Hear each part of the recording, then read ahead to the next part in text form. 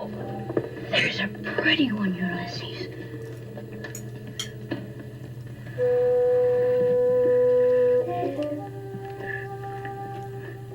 There it is. Hello BookTube, I'm Sean the Book Maniac. Welcome back to my channel and another wee book haul. No other setup required. Let's just dive into the books, all three of them.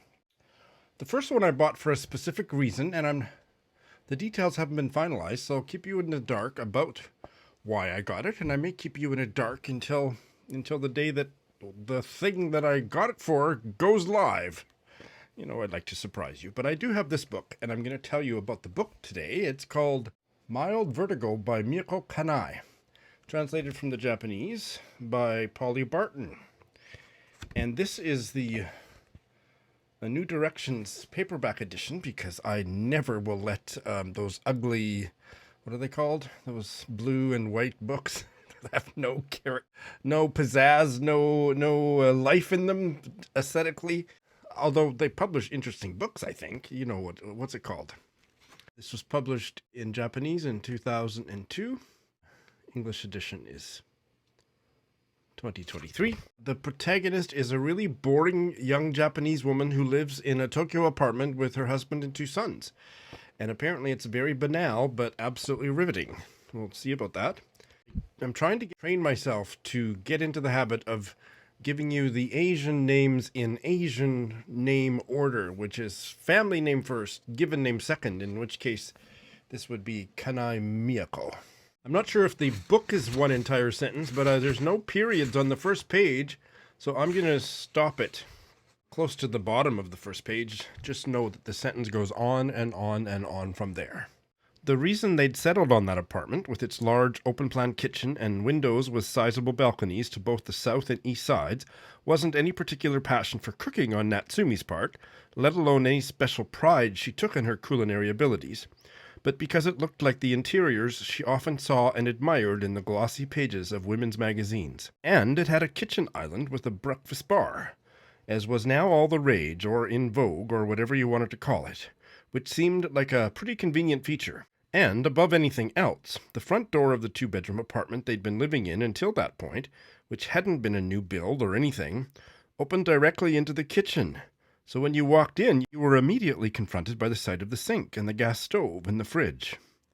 And her mother, who'd never lived in either public housing or any other kind of apartment complex, would always comment that you shouldn't open up the front door of the apartment and be right inside the kitchen. It makes the whole place feel impoverished. And honestly, if you don't keep the sink spick and span, then it'll look even more impoverished. This became a catchphrase of hers every time she came over. Well, I do find that it's very banal, but it makes me want to keep reading. And holy, this must be a very fancy, swanky apartment in Tokyo. As most of you know, I lived in Tokyo for 13 years in several different apartments, and none of them had sizable balconies.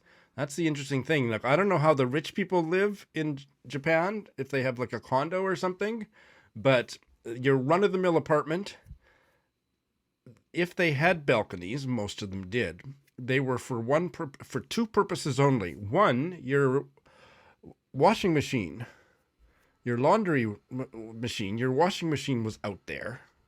They were not in the house. They were, if your apartment had them, they were on the balcony. And that's where you hung your laundry. I never saw anybody, except for smokers occasionally, who used their balconies for any purpose whatsoever except those two purposes. Because they were small. They were about the size of an iPad. I mean, they were just tiny. I'm exaggerating, not the size of an iPad. But you get my drift. So this woman's husband must be rich if she had two sizable balconies. Well, that really kind of strikes my fancy. Next is a book that I picked up at a thrift store in town about an Indian author. Well, it's complicated. So this is a memoir by a writer called Scenes from a Writer's Life by Ruskin Bond. He's an Anglo-Indian writer. He was born in India in 1934. He's still alive. He's 89. He'll be 90 in May. And he's lived his whole life in India, maybe a few years exception, but Anglo-Indian. Apparently he's a venerated writer. I'd never heard of him. And this is his memoir of his childhood and youth. And how it got to Saskatoon, Saskatchewan. It must have come with somebody from India, because the price tag on the back is from a bookstore in India. Prakash Books. And it was published in 1997. I don't even know if it's easily available outside of India. I'll read the opening few paragraphs. Chapter 1 is called Life with Father. During my childhood and early boyhood with my father, we were never in one house or dwelling for very long.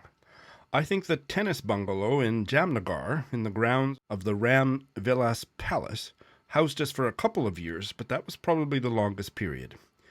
In Jamnagar itself, we had at least 3 abodes, a rambling, leaking old colonial mansion called Cambridge House, a wing of an old palace, the Lal Bag, I think it was called, which was also inhabited by bats and cobras, and the aforementioned tennis bungalow, a converted sports pavilion, which was really quite bright and airy. I think my father rather enjoyed changing houses, setting up home in completely different surroundings. He loved rearranging rooms, too, so that this month's sitting room became next month's bedroom, and so on. Furniture would also be moved around quite frequently, somewhat to my mother's irritation, for she liked having things in their familiar places. She had grown up in one abode, her father's Dera house, whereas my father hadn't remained anywhere for very long. Sometimes he spoke of making a home in Scotland, beside Loch Lomond, but it was only a distant dream. The only real stability was represented by his stamp collection, and this he carried around in a large tin trunk, for it was an extensive and valuable collection. There was an album for each country he specialized in: Greece, Newfoundland, British possessions in the Pacific, Borneo, Zanzibar, Sierra Leone. These were some of the lands whose stamps he favored most. Well, that's rather inviting, I must say. So Ruskin Bond, he has written over 500 short stories, essays, and novels, and 69 books for children. If I ever read this, and I like it, I would go on and try one of his works of fiction, definitely. And finally, this is a real find. This was recommended to me right around New Year's Day by the wonderful Trevor of the Mooks and the Gripes website and podcast. He put up a tweet, and it wasn't personal recommendation to me, but it was semi-personal in that he put up a tweet saying his wife loved these series of books, and he thought the following people who he tagged in his tweet, and I was one of them, there was about 6 or 8 of them, thought we would like them too, because he started reading them on this recommendation of his wife. And I have never heard of this writer or this series. Here it is.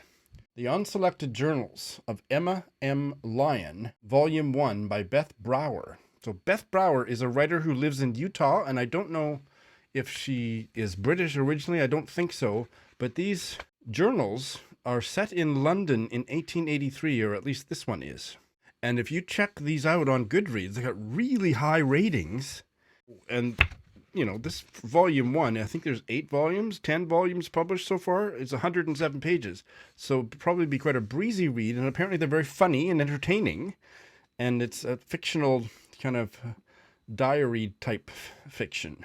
It's diary type fiction in the form of diary entries.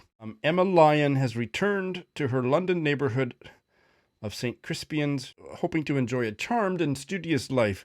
But those plans go awry because of her eccentric cousin Archibald, her formidable Aunt Eugenia, and other odd neighbors. So that's the premise. Let's listen to how it opens. This was published in 2019.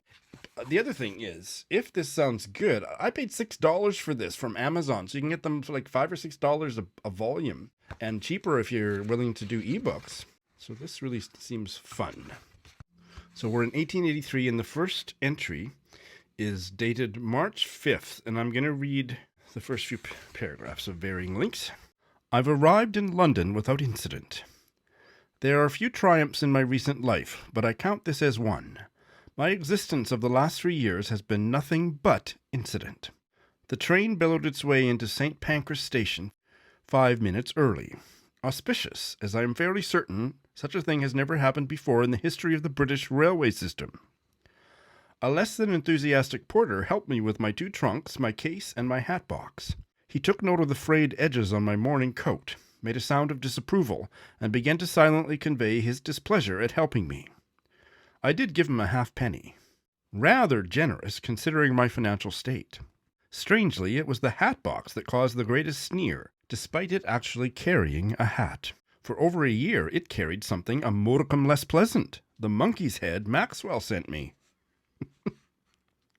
I almost crossed that out, the bit about the monkey's head, In Bournemouth, I developed a rather unfortunate habit of redaction, seeing as how Cousin Mathilde was no great respecter of personal belongings, as proven by the Great Burning of 1882. The tendency to assume I've no privacy has persisted despite my best efforts, but I am determined to break it. This journal does not deserve to have a foul black mark running through every incriminating thought. I will no longer censor myself. I digress. Well, I don't know about you, but I'm totally hooked. I want to keep reading. So. Oh, that sounds really fun. Do you think any of my enthusiasms are goofy? Which ones do you share? I mean, about any of these 3 books, or in general. Thanks for watching.